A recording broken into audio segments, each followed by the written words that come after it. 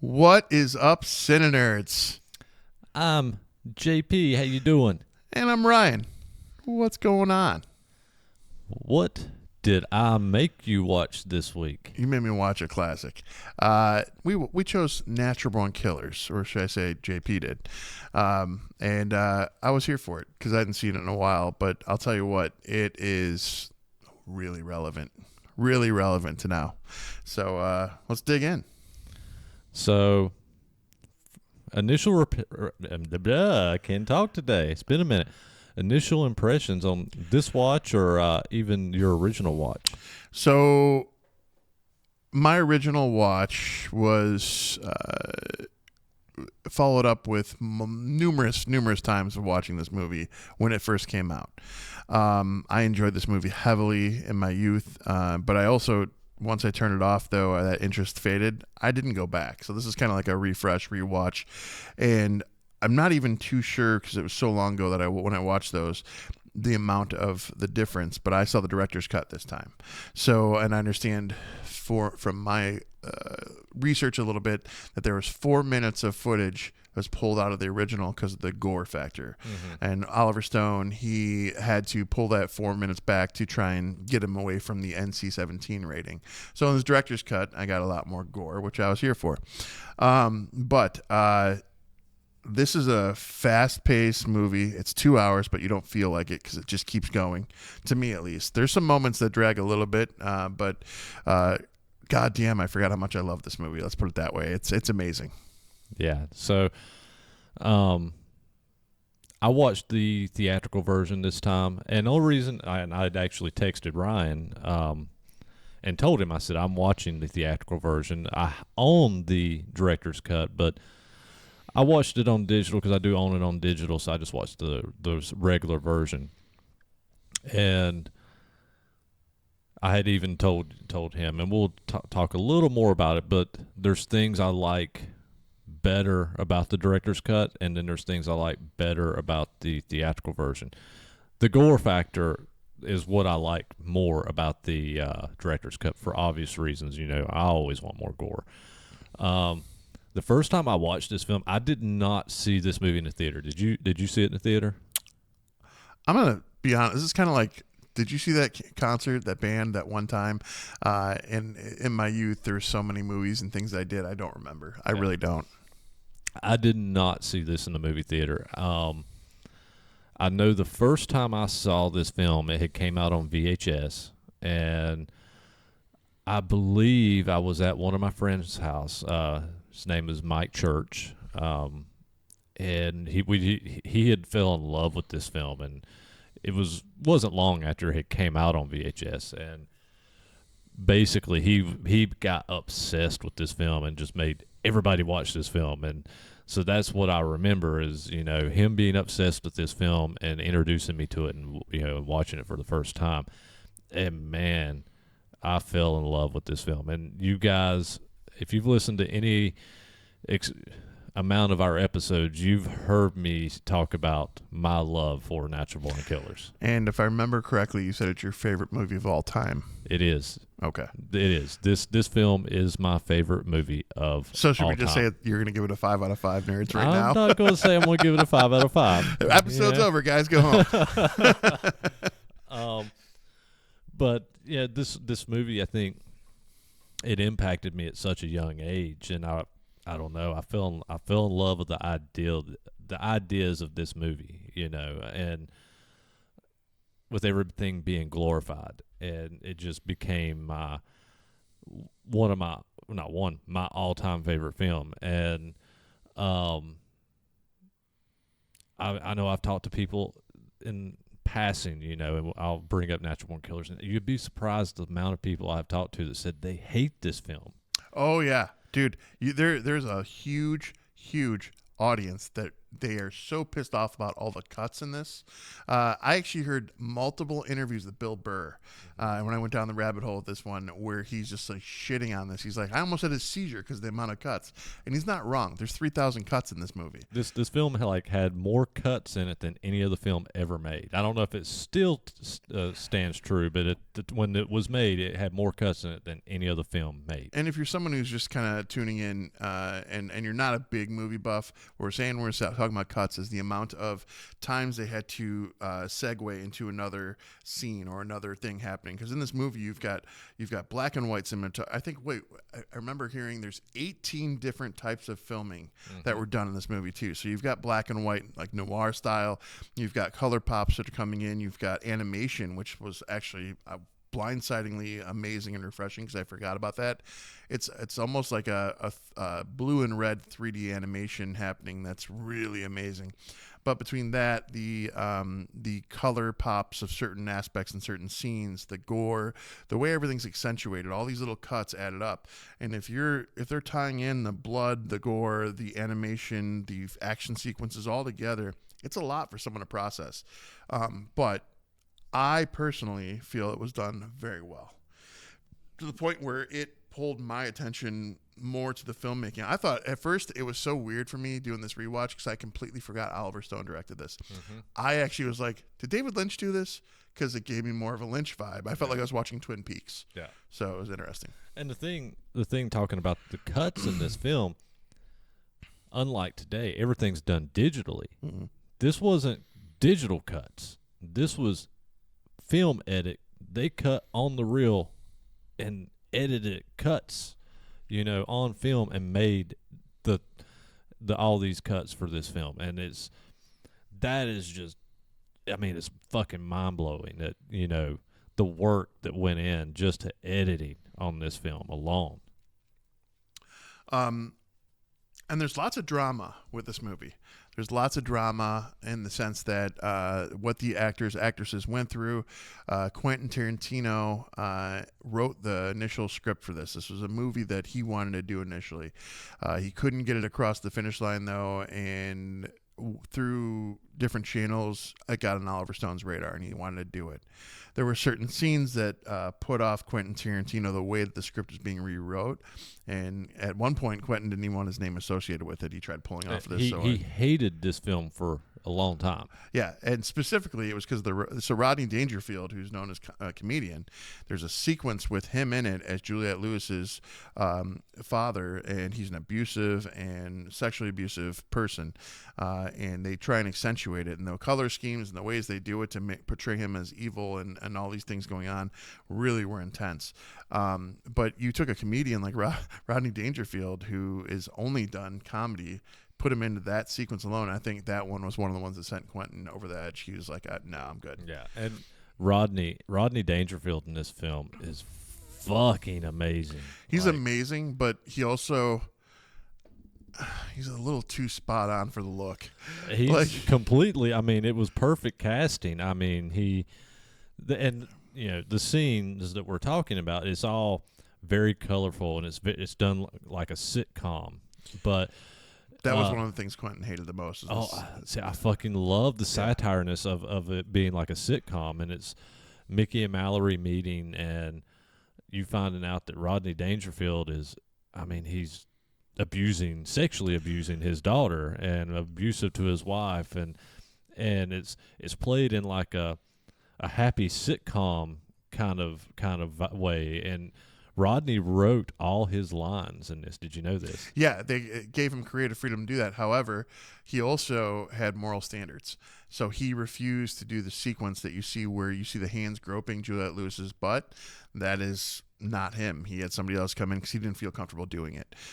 So the fact that he added this level of drama to a resume of his, there's no serious roles for Rodney Dangerfield. Everything was all comedy, and it was all about not getting respect, And so, but when those things came into this, and he was actually trying to commit to this, some of the things he had to do that he asked for Oliver Stone was not to be the person groping, because he felt bad about that. He didn't want to be that person, and he wanted to write his own lines, and that's where you get the. I mean, they're not the most colorful lines, but it added more to the character. Oh, for it was sure. His lines are so creepy and so off-putting, but again, done in a satire sitcom kind of way, and it's just that scene. All those sequences alone. I remember when I first watched this film, and even today when I watch this film, it's just like. This is just over the top bonkers, but it's incredible, and it's so witty. Yeah, it's definitely a lot. But Rodney Dangerfield was an unexpected surprise. Like, I forgot about his involvement in that sequence, but you're right, that scene did make for a lot of the foundation of what you'd see through the rest of the movie. And it was almost like you already got 40 minutes into the movie before we even got that. So kind of backstoried and backtracked into a flashback of how they met. And that's where you kind of start getting a little more vested in these characters, understanding them.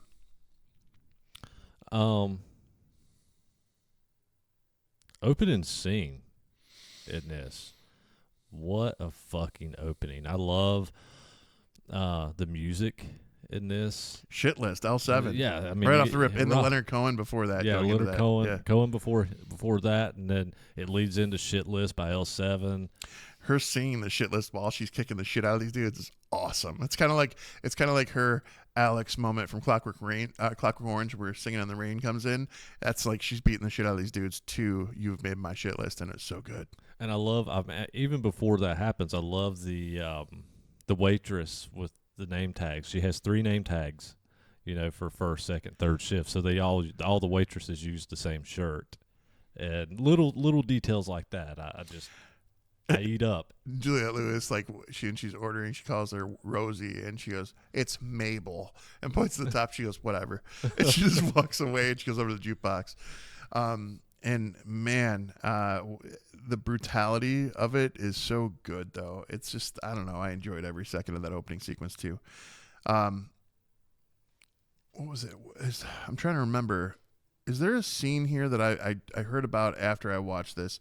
Is there a scene where there's a specific character who comes back in the movie later in the prison that is in this that foreshadows? I thought that somebody said that Owen, the guy that's at the end that helps him escape. Yeah.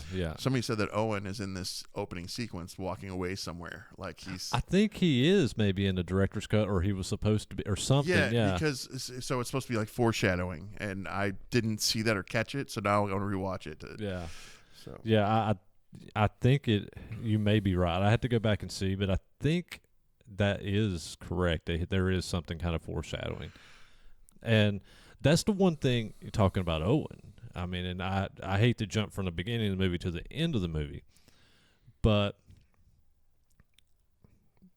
in the director's cut at the end of the movie, Owen is in it a lot more. Mm-hmm. And he actually shows Owen get away with Mickey and Mallory. The theatrical version, they all get out of the prison, and then they show up in the woods, and it's just Mickey, Mallory, and Robert Downey Jr. Mm-hmm. Owen's not there.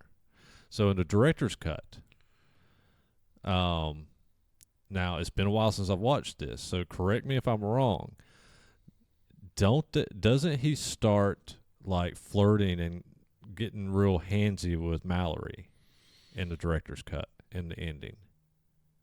I don't remember. I didn't pay that much attention to him and those moments. Because it's been a while since I've watched that director's cut, but I swear that he gets real handsy and starts putting his hands on Mallory or something, and then they end up killing Owen. I know that, yeah, they do. They end up killing him. But did you know there's an alternate ending? I did, but I haven't remember. seen it. I don't know if it was filmed this way, but the alternate ending is Owen killing them in the woods. Yeah. And I was like, what? So, sorry to go beginning to ending, but yeah, just kind of cool stuff. Well, and I'm saying this because that's how, and this, again, if you're in the comments, correct me if I'm wrong, because I have not watched that director's cut ending in a while, but from what I remembered was I loved the director's cut. I loved the extra gore, but when it got to that ending with Owen, I mean, you had Owen help Mickey and Mallory get out of the prison for them just to kill him, and him to get real. And the best I remember, he got real handsy and very creepy or something, and they ended up killing him, and that was why they killed him. I think that sounds about right. And that's why they killed him. Even if it's in Mickey's head. Yeah. But yeah. But that's the thing that I hated about the director's cut, and that's why I wanted to jump to this, because on the conversation of Owen in that director's cut, I always hated the ending with killing Owen, and how it twisted Owen after they left the prison. That's the one thing I never liked about that director's cut, and that's why I kind of usually don't watch the director's cut. So if I'm wrong on what actually happened and how I'm remembering it, correct me. But that's how I remember it, and I remember that's why I think I've only ever watched that director's cut once, maybe twice. Yeah, it's I don't. That's what I'm saying. I've got to watch that theatrical version again to really dig in a little bit, because I don't know the differences, and I didn't look up the differences. I did look up a lot of the drama. I didn't look up the differences. Yeah. So. All right. So, do you know who one of the backup choices was for to play Mallory? Oh, I knew this, but I can't remember right now. But I want to say it was somebody ridiculous like Jodie Foster or something like that. Well, that's not I mean, there are some other ones that were options, but Tori Amos.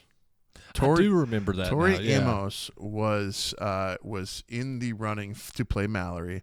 One of the stipulations, though, was that they had to include her song. It was something with a gun, and it is a song that's about her own experience of being raped, and she reportedly, and this is allegedly, I don't know for a fact, but reportedly she slapped Oliver Stone and turned it down after that because he didn't understand the context of her music or what it was about, given the scenario of who she plays and being molested by her dad.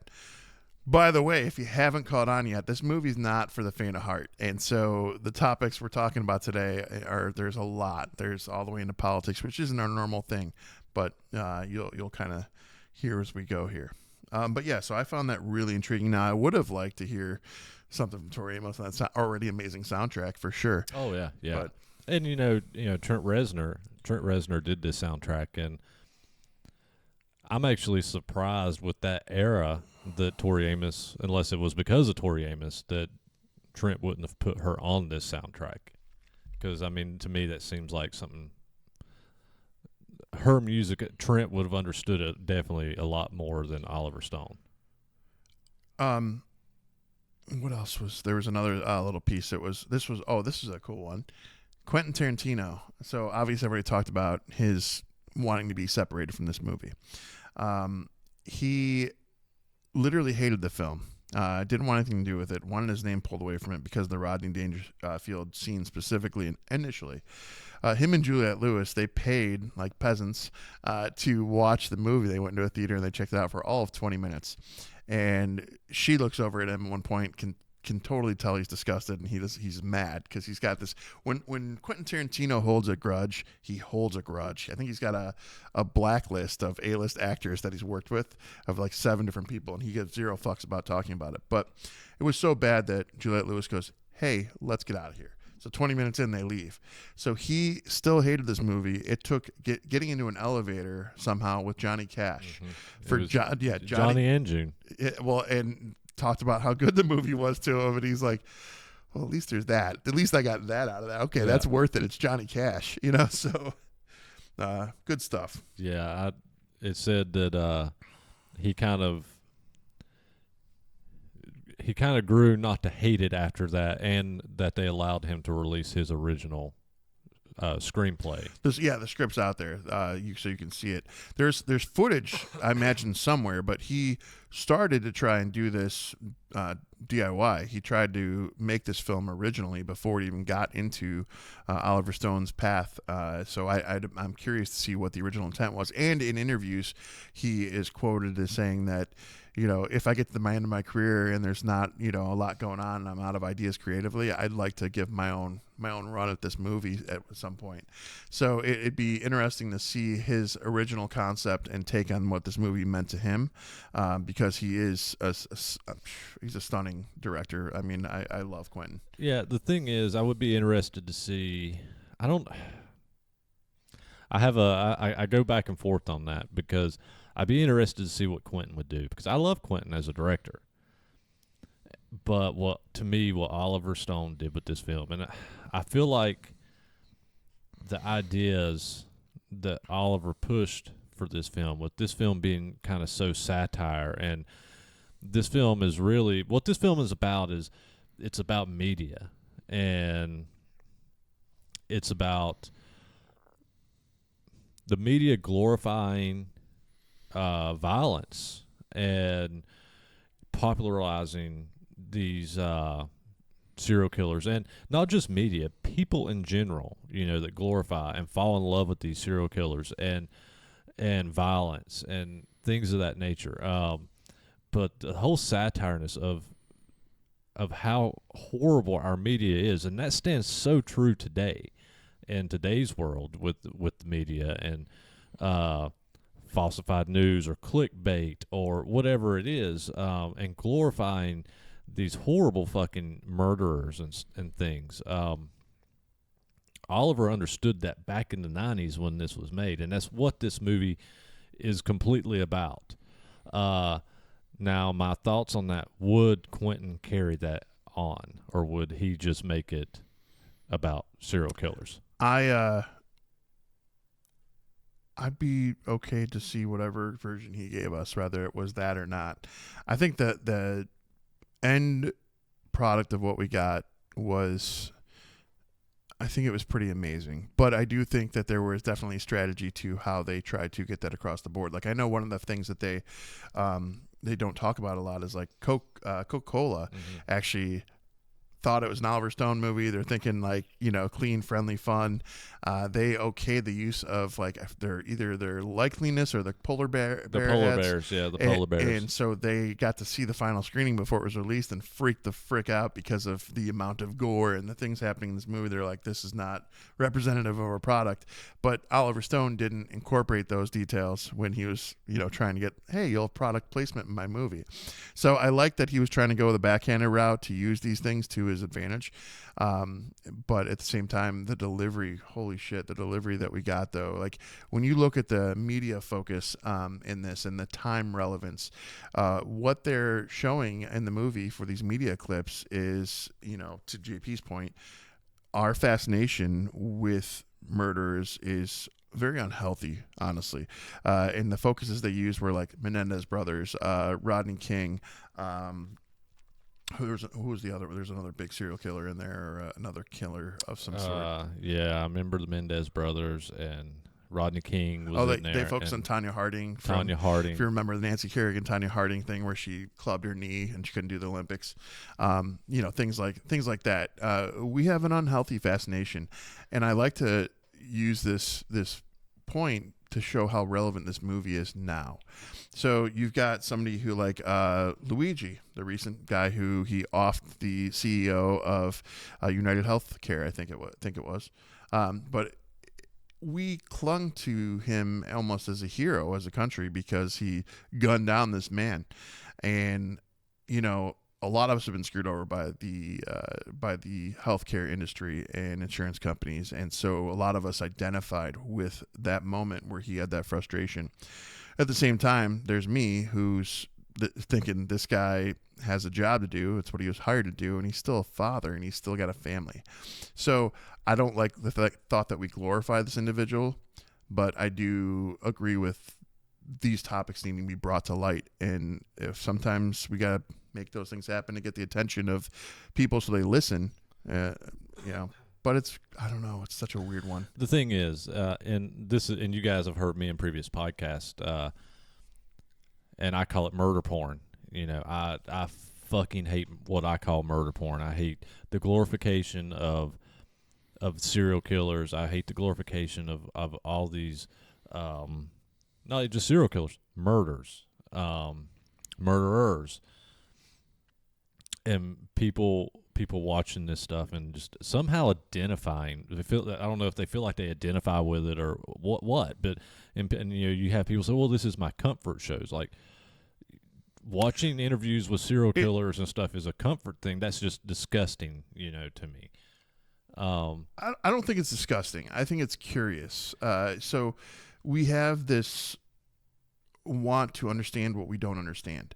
And when we take a moment to step outside of ourselves and think about an individual who is free of the burdens that come with guilt, or like most of us are normal. Most of us have regret, remorse. We are sad by actions that happen. And some people just, especially with sociopathic tendencies, they are free of those boundaries, those being confined by that. So I think that people are curious of the allure as to what sparked that, how they became that. Some people do take it incredibly far, though. They do. Yeah. It's one thing if you're watching it here and there, but I know people that's all they watch 24/7, and it's like, this is absolutely awful. And my wife's one of those, but I'll tell you what, she's not batshit crazy. She's a medical professional, so it's more of her trying to understand these people. Like I was just saying, that's the only reason I understand it, and I'm intrigued as well. So I watch a lot of these with her, but there are some people who are excessive. Well, and I watched a lot of these as well, and so I get the curiosity. And I've told this story on the show in the past. My turning point was there was an episode of something, or it was a series where the series was actually talking to the serial killers, and they were interviewing them. And this particular serial killer, when I walked in and this was playing, he was talking about raping and killing this 7-year-old little girl. And he's telling the story, and he's laughing and giggling about what he did. And it washed over me. It made me angry. And at that point forward, all those shows became disgusting to me. Like, something switched in my head as soon as I saw it. I was like, I can't watch this, and this is not going to be played in my house. Like, I can't, mentally it was too much for me, and it become that I cannot watch that stuff, anymore. And I get the interest, because I had interest, I would watch some of them here and there, not by my own choice. I wouldn't put them on. My ex would. But it's just, I can't accept those things anymore. For me, I get the curiosity. But going back to what you were talking about with like Luigi, with people glorifying him because of what he did, and here's the thing. You said you don't know which side to actually kind of fall on. Is kind of what I was understanding. No, it's more so like, I get the understanding. I get the understanding of why he did what he did. Mm-hmm. But I could never condone someone being killed. Again, like you were saying, this guy probably had kids, wife. Yeah. I don't know what all he had, but this guy had a family. I can't condone murder in any form. That being said, do I understand why this guy did what he did? Because of healthcare. I do. The healthcare is broken. The insurance companies are broken. They suck. However, there's other ways to get the insurance companies to make their heads turn without murdering somebody. Now, how would you go about it without? I do not want to say how I would go about it. I do have ideas of how I would go about it. But if I say that on air and shit starts happening, then you guys are going to start, government's going to start coming at me. And we're not doing that today. But there are other extreme measures you can do without hurting or killing people to get people to open their eyes. Well, we'll talk about one more topic with this movie, and then we'll move more into the movie. But one of the things that was an issue at the time, this movie came out post Columbine. No, wait, it's pre. It was pre-Columbine, wasn't it? This was had to be pre 94. Yeah. So yeah, because Columbine was 97, I believe. When this movie was coming out on home video at the time, it was VHS release, maybe Laserdisc, I don't remember because of that era, but when it came out, it actually got delayed being released because there was a huge school shooting in Scotland, and there's a few others that preceded that. But we're seeing this movie. Actually, sorry, let me rewind here. I got lots of thoughts happening in the head here. This movie brought up so much that it had legal battles going back and forth. People were blaming this movie for some of these shootings.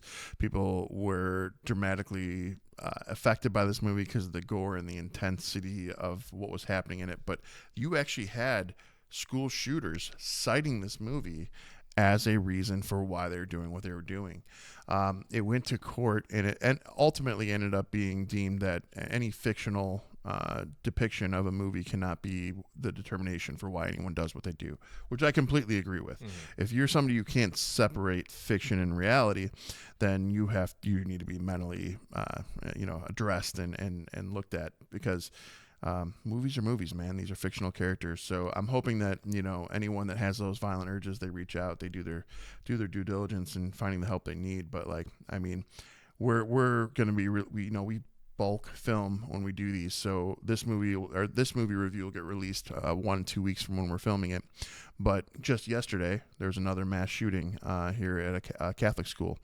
And the individual was trans. There was multiple aspects to what he wrote on the ammo stocks, things that he did, the reasons why he was citing what he did.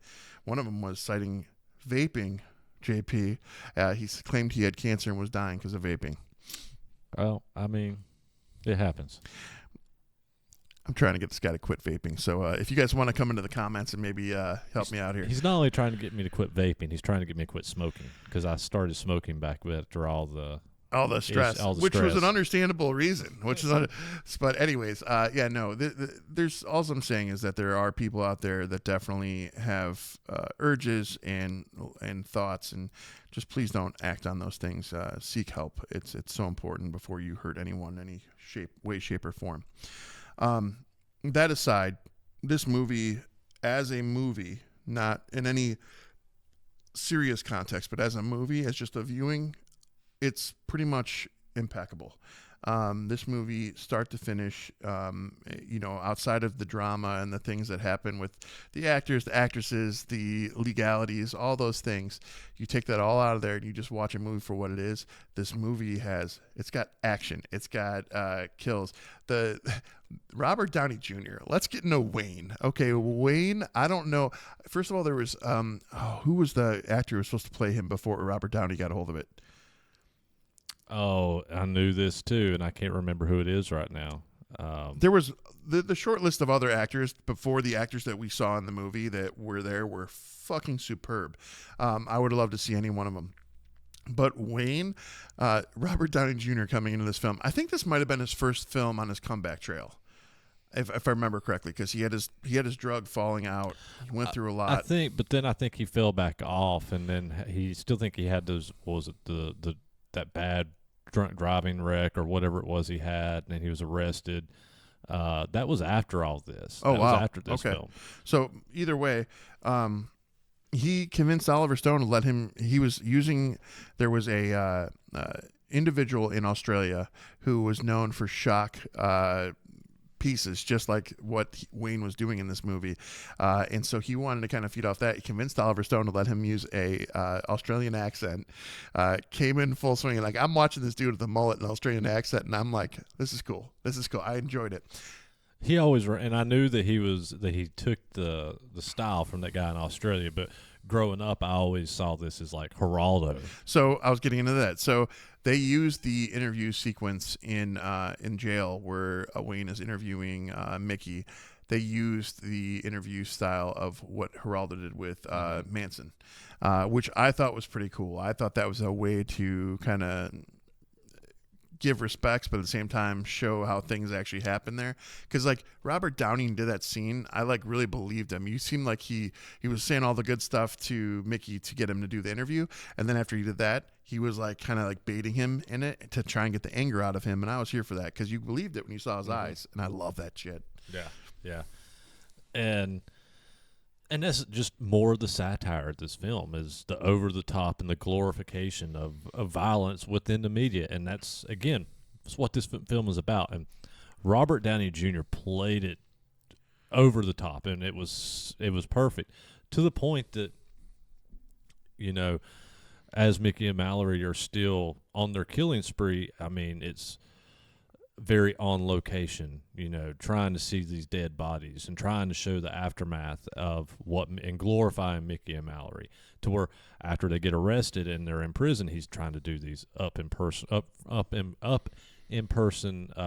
interviews, and he's baiting Mickey, and you know you get the tagline, you know, in this interview with Mickey look at him and go, well, I'm just a natural born killer, you know. But the slyness of Woody Harrelson is just incredible. And he wasn't Quentin said he would never would have thought to pick Woody, and he didn't care for Woody as Mickey. He thought that Juliette Lewis was the embodiment of what he wanted out of Mallory, but he would never picked him for that. So the fact that he was kind of the underdog coming into this and how well he delivered it was amazing. Just even after he shaved his head, that first fucking head rub, when he just rubs his head and he looks up at the mirror, like, oh, so good, man. Well, and it's crazy because now, you know, this generation, you see Woody Harrelson, you could definitely expect Woody Harrelson to play this role. Now, back then, Woody Harrelson was known for comedy. Yeah, he was a comedic actor. I think White Man Can't Jump and all that came out around the same era. And, so yeah, and he was known for Cheers, you know, primarily. Yeah, but he had already made his way past that. But yeah, but he was known as a more of a comedic actor, and so when he was cast as Mickey as a serial killer, I don't think a lot of people in the public eye had a lot of faith in. I will be honest with you. I think the best I remember, the reason I did not watch this movie in the theater was because I didn't think a movie with Woody Harrelson as a serial killer was going to be anything I wanted to see. Oh no, so good. And now I'm like, oh yeah. Let's unpack something that I want to talk about is how does a sociopath have a moral compass? And that's with the Indian sequence in the sweat lodge. Like, that was a pretty intense scene for me. I loved every second of it. Yes, because they're on shrooms and they're trying to get through a lot. But like the whole where they're speaking in the Navajo language and they're showing the subtitles across their chests. And yeah, I'm pointing over to JP. Sorry, but they're showing the subtitles across their chests and so you can understand what they're saying. And when they're doing that, you have a whole different picture because the Navajos are talking to each other and you can hear what they're saying, but Mickey and Mallory don't know what they're saying. And they just think these people are being kind to them, but they're still calling them demons and whatnot. You come to find out when the Indian does get shot by Mickey accidentally, you come to find out that he had foresaw him 20 years earlier and that he knew this demon would come for him. And at this point, even though the language is different, you can feel it that Mickey understands very clearly he's the demon. And as they're walking out of the sweat lodge to get away from there, there's an actual sequence of rattlesnakes around their feet. Now, they did camera angles, so it looked like they were really close and on top of them, but they were farther away. But they were actual rattlesnakes in that scene. That made it really interesting. Yeah, I read someplace that it was like 150 live rattlesnakes or something. But the other thing that I found interesting was because Mickey's essentially having a bad trip, if you will, and he wakes up and he shoots the Indian, and it's the Indian and his grandson. And when he wakes up and shoots the Indian, Mallory is very, very upset. He's upset. He's even crying because he doesn't understand what's going on. He was just that into his mushroom experience. But Mallory looks at him and goes, bad, you did a bad thing. And when she does that, I'm like, so wait, do these guys have moral compass? Like, is there a code here? Like, it was just interesting because I wasn't expecting that because it seemed like they had no rhyme or reason at most of their kills. They didn't. And it was... And even after that, you know, Mickey in the interview, he was like, you know, the one I regret was the Indian, and they're like, oh, well, it was one of your last kills, and he's like, yeah, we were going to stop, you know, we were going to stop, you know, and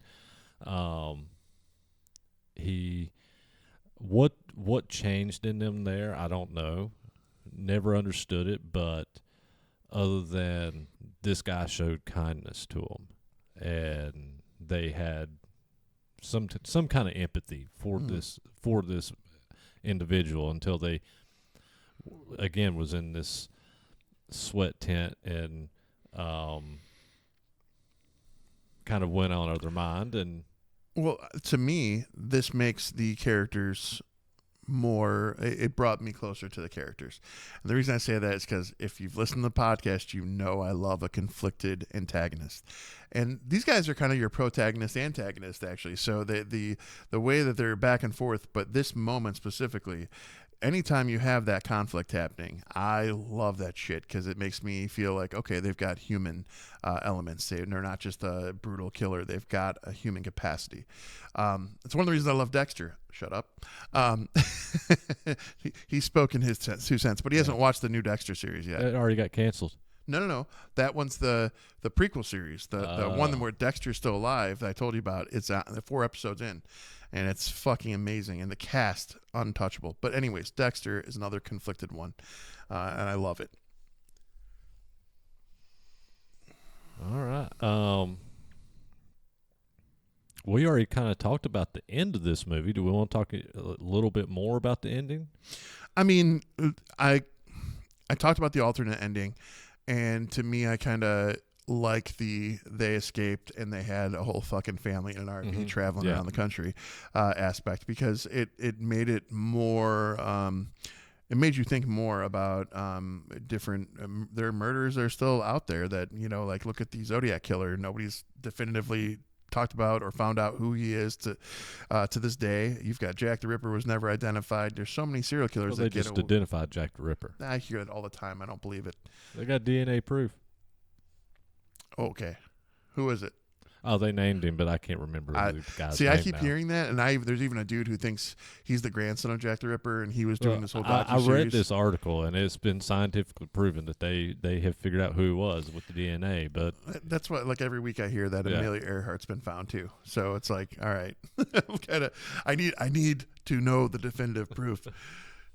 He wants to see the corpse. But regardless, the escape angle is interesting because, I think the 90s, and, there's other movies, obviously, where you don't get that happy ending, too. But the 90s definitely started leaning towards your antagonists more than your protagonists, in the sense of they got away and they had their happy endings there, but there wasn't a happy ending for anyone that was doing the right things and of that nature.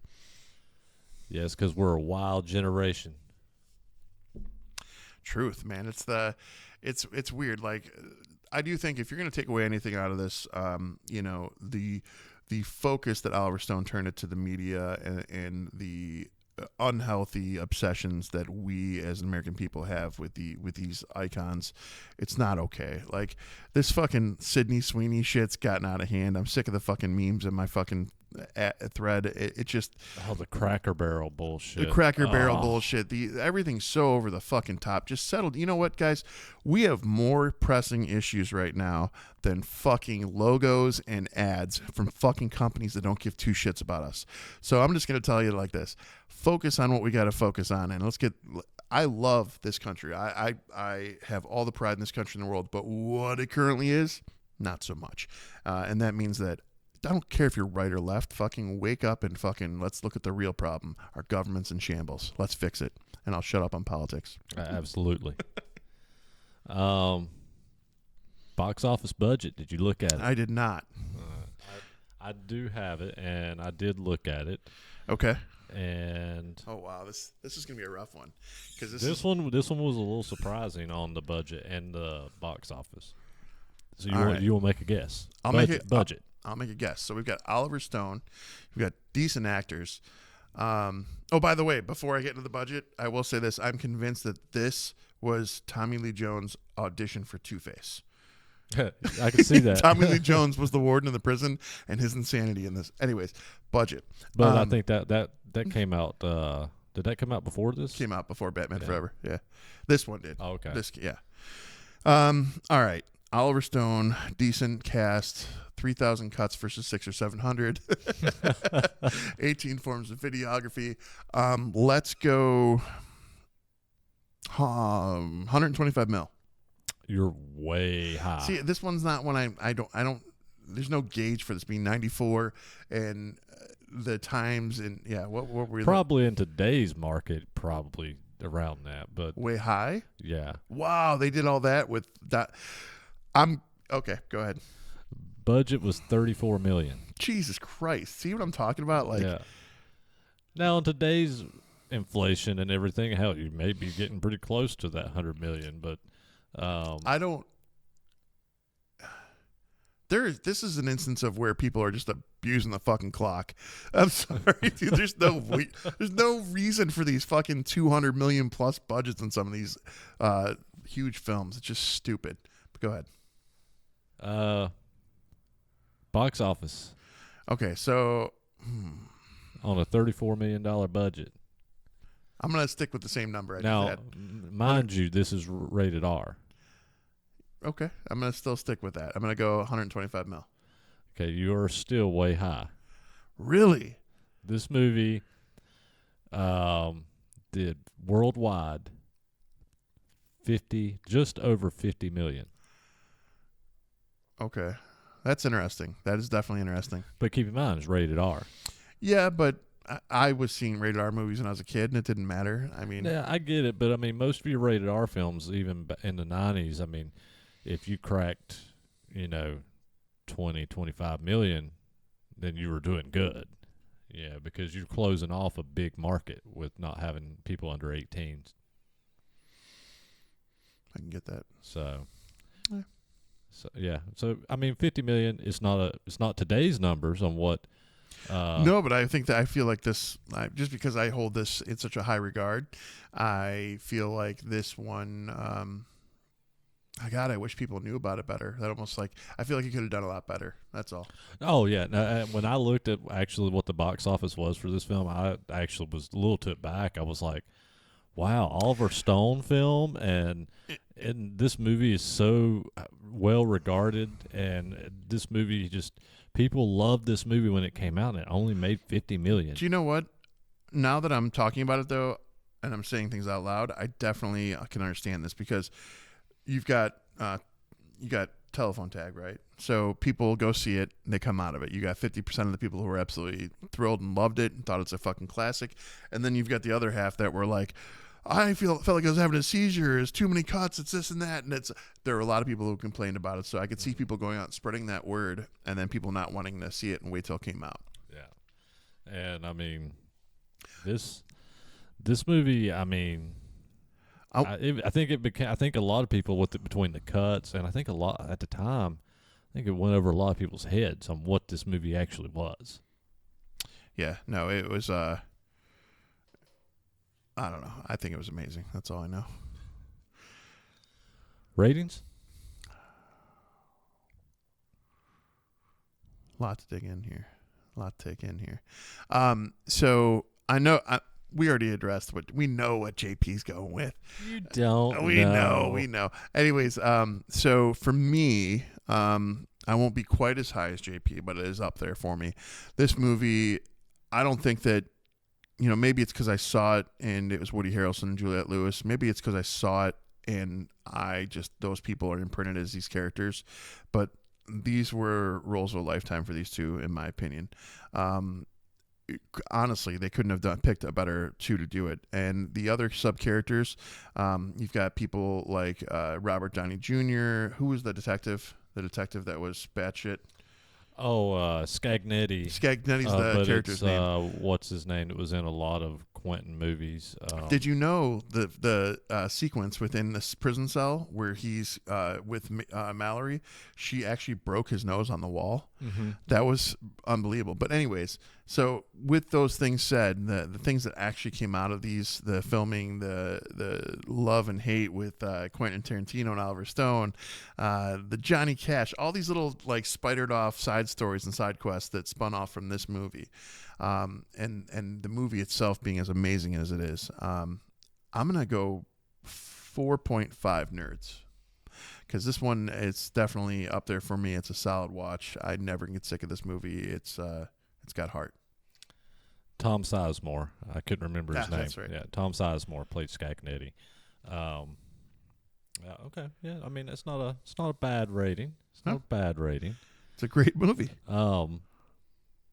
I mean, yeah, I chose this movie. I've said in numerous episodes, this is my all-time favorite film, and I love the satire. I love that it's, as much as it glorifies violence in media, it's showing you what's wrong with media, with glorifying violence. Now, I'm all about watching violent films, but when it comes to real violence, that's where I have a line that I think needs to be drawn with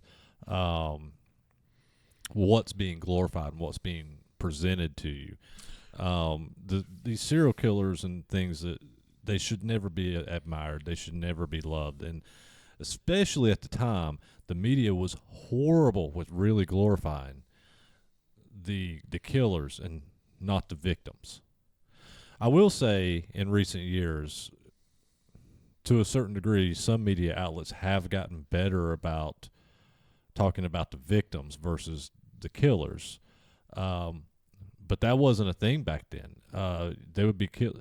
I dare you to name, half the people that, some of these big serial killers killed, like, Gacy or Dahmer, and I'm sure some of the super fans, I can name all of them. Well, that's fine, but the media didn't talk about the victims by name. They talked about Dahmer. They talked to, they that's who you heard. You heard the serial killer's name. So it was always glorified. And I love the satireness of what this film is about for that reason, because I never agreed with how the media treated and glorified a lot of things. This movie impacted me when I was a kid. I have seen this movie, I couldn't tell you how many times through the years, and this movie never gets old. It's so good start to finish. Again, talking about the cuts, the soundtrack. We didn't even dive a lot into the soundtrack. God, soundtrack's amazing. Jesus, this soundtrack start to finish that Trent Reznor put together is incredible. And I say that, and I'm not a huge Nine Inch Nails fan. I am. But what Trent did with this soundtrack was just fucking phenomenal. This is, I know I'm rambling, so I'll just go ahead and get to my rating. It is a perfect 5 for me. And everybody... 5 nerds out of JP. Everybody that has heard me talking about this movie on this podcast, you knew that this was going to be a perfect 5 for me. But to me, this is... And I'm not an Oliver Stone fan.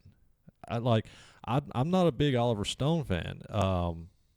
If you go look at his catalog of like JFK and Born on the 4th of July, so on and so on, those movies are okay, but I'm not a big Oliver Stone fan. So for this movie to be my all-time favorite film, it's not even, you guys hear me talk about, I love this director and I love everything he's done. My all-time favorite film is done by a director that I could care less about the rest of his catalog. That's fair. JFK wasn't bad, though. No, and I'm not saying that Oliver Stone didn't have good movies, but the majority of his movies are just movies that I could watch them once and I don't have to ever watch them again, except for this one. What was I going to talk about? It's gone. Flew away. Do you have any film recommendations? Yeah. Actually, series. I am only 4 episodes in at this point, because that's all that's been released at this point while we're filming. But Alien Earth. There's a lot of people talking about this online because it's taking away some of the what people deem as mistakes of Prometheus and Covenant. But I don't see it as that, and I would be happy to talk about it down the road on another episode maybe. But Alien Earth for me, if anyone's read the Alien books, if you know that you're in the same universe as Blade Runner, because that's already been confirmed through Ridley Scott, some of the scenery, some of the imagery, there's cars flying around, they're doing their thing, and it all reminds me of Blade Runner. The darkness, though, the like noir, the murder, the gore that you actually get out of a TV series, it's stunning, and it reminds me of the books. The books are far darker than anything you see in the movies, and it made me. There's a specific sequence that happens in the second episode. I won't give away details because it's all still new, but in that moment, I was like, "This is Aliens. This is what I wanted," and it is so great. So please check that out. So I'm just going to go ahead and throw this one out here. You did a series. I'm just going to do a film series because I just rewatched the entire Tremors. Yeah. Tremors series. I was waiting for him to. So yeah, I just rewatched Tremors, Tremors 2, Tremors 3, Tremors 4, Tremors 5, Tremors 6, and Tremors 7, and I just ordered the Tremors TV series. I was going to ask if you delved into that. I haven't because they took it. It used to be on Tubi, and I was getting ready to dive into the Tremors series. But it was removed from Tubi, so I found it on Amazon, a DVD of it on Amazon for like $9. So I was like, it's supposed to be here today, so I'm going to actually watch the Tremors series now. But I watched the whole series of films, and yeah, there's ones that are but the majority, most of all of those films are fucking bangers in their own right. Yeah. Now, none of them's as good as the original, but man, if you want to go down a rabbit hole of just, if you've never seen all of them, fucking go down that rabbit hole because you're really not going to be completely let down with all of them. Fair enough. I won't be going down that rabbit hole. Then you are missing out. I'll watch them. Like I've just gotta.